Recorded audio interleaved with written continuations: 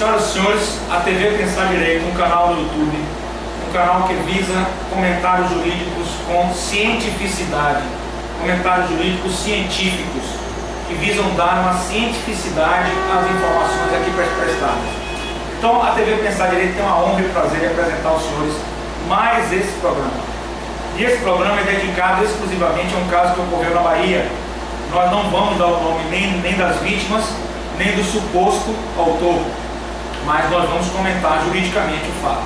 Nós devemos ter todo o cuidado com o sentimento, com a dor, a perda dos familiares, das vítimas, posto que uma vida não volta, uma pessoa paraplégica também não volta. Realmente nós temos que ter esse sentimento com essa dor dessas famílias que estão passando por tudo isso.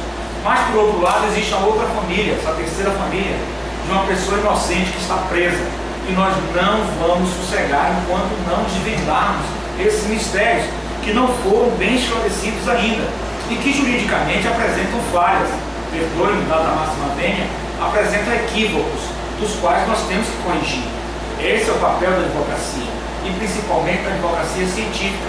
Nós não podemos acusar uma pessoa sem uma prova robusta, sem uma prova que seja contundente. Essa prova frágil, essa prova que não dita a realidade das coisas, que não diz a realidade das coisas, deve ser, com certeza, uma prova que deve ser elidida, deve ser retirada, que não pode ser colocada nos autos, certo? E no processo, tudo tem que estar nos autos, porque senão a gente vai dizer, fulano é acusado, e a partir daí vamos acusar todo mundo sem provas, não teremos segurança jurídica na sociedade. Por outro lado, nós temos a impunidade, nós queremos a punidade, porque vítimas, um jovem morreu e outro ficou paraplégico. Então por isso que está colocando isso no YouTube, e vamos partir para frente. A defesa não vai, eu sou advogado de defesa, não vou dizer o nome ainda, mas eu vou fundamentar juridicamente dentro de uma linha científica.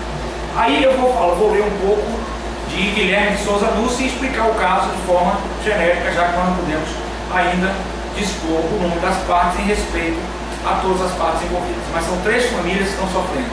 Uma perdeu um filho muito jovem, nós aqui tentamos a sua dor.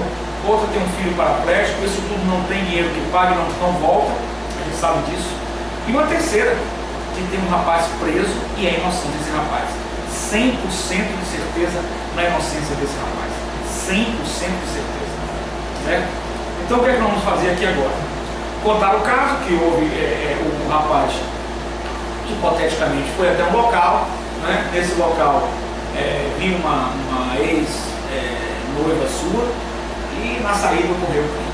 Mas ocorre que esse rapaz é inocente, porque nenhuma prova aponta para esse rapaz.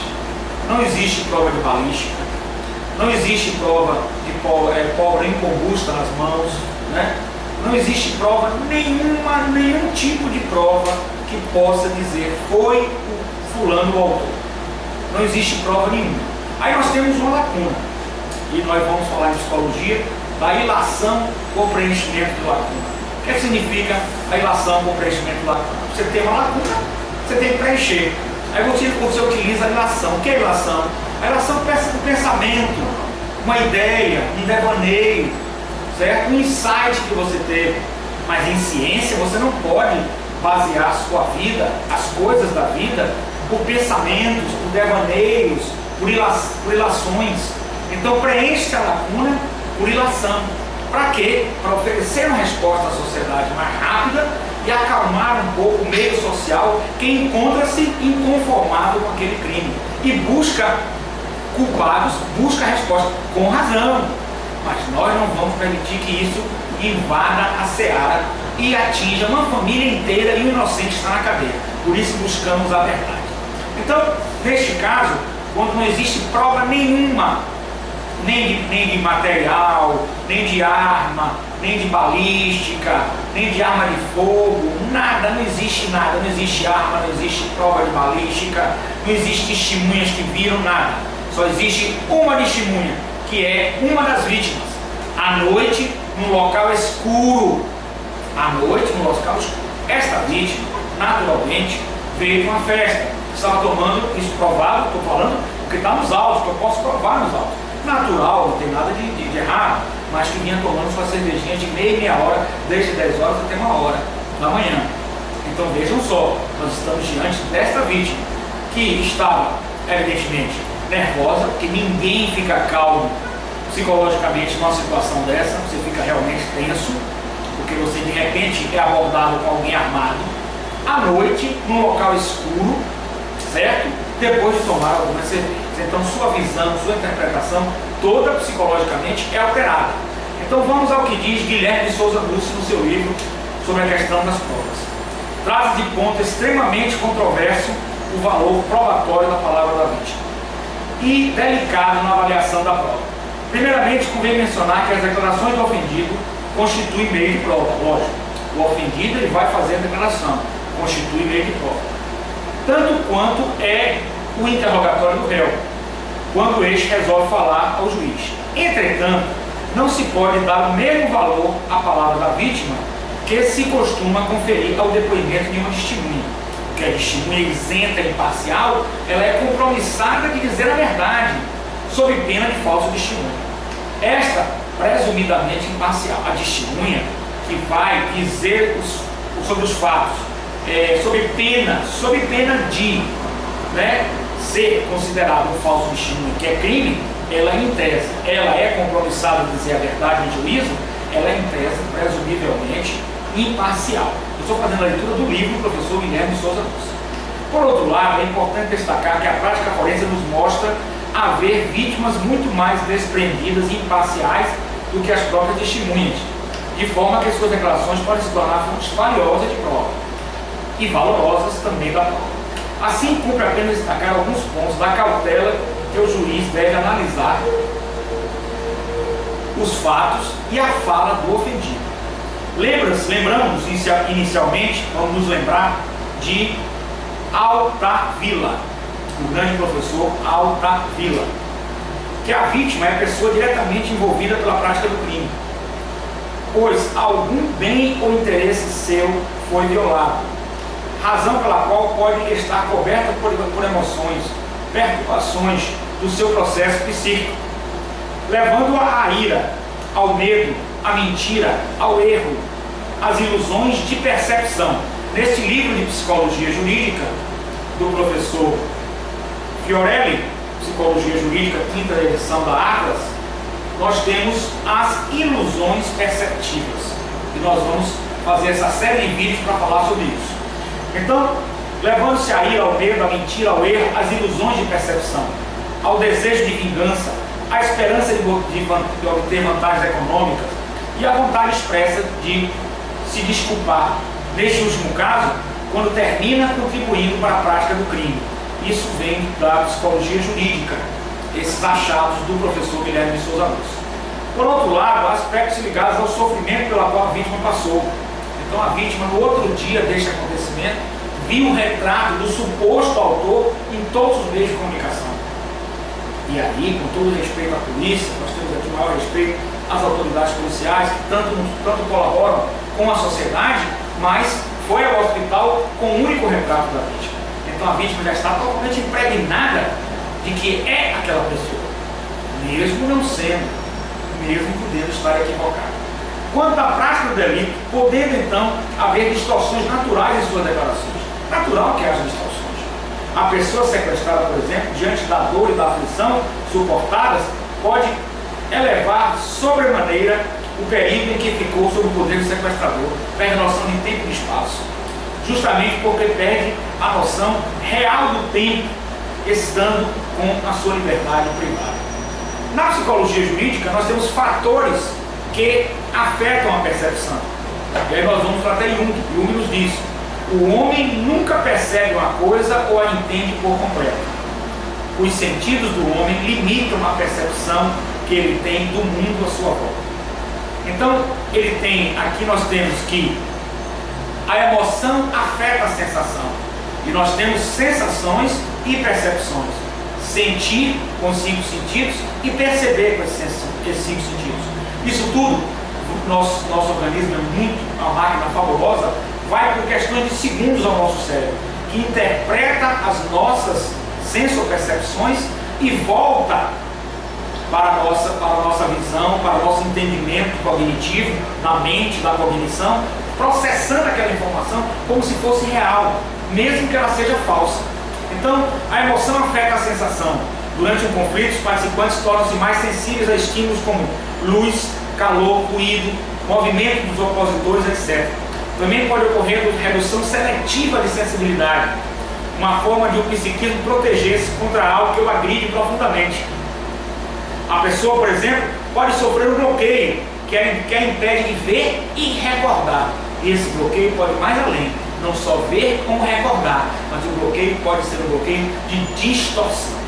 A sensação possui limiares inferiores e superiores, certo? As informações em excesso deixam de ser registradas, porque o cérebro não consegue administrar a totalidade e descarta uma parte delas. No momento de grande emoção, parte das sensopercepções podem ser descartadas. O estado emocional afeta também os limiares da sensação. Quando se tem raiva de alguém, um som, um suspiro, um esboço de sorriso são registrados com intensidade muito maior. O álcool está aqui no livro do professor Fiorelli, Psicologia Jurídica. É o livro do professor Fiorelli. Eu estou lendo o livro dele. O álcool e outras substâncias psicoativas alteram a interpretação dos efeitos de diversos estímulos, distância, temperatura, dor, etc. Ainda que o indivíduo tome consciência do estímulo, a reação será inadequada. Alcoolistas podem ter maior dificuldade para compreender orientações e esquecer ou confundir seus conteúdos. Mesmo pequenas quantidades de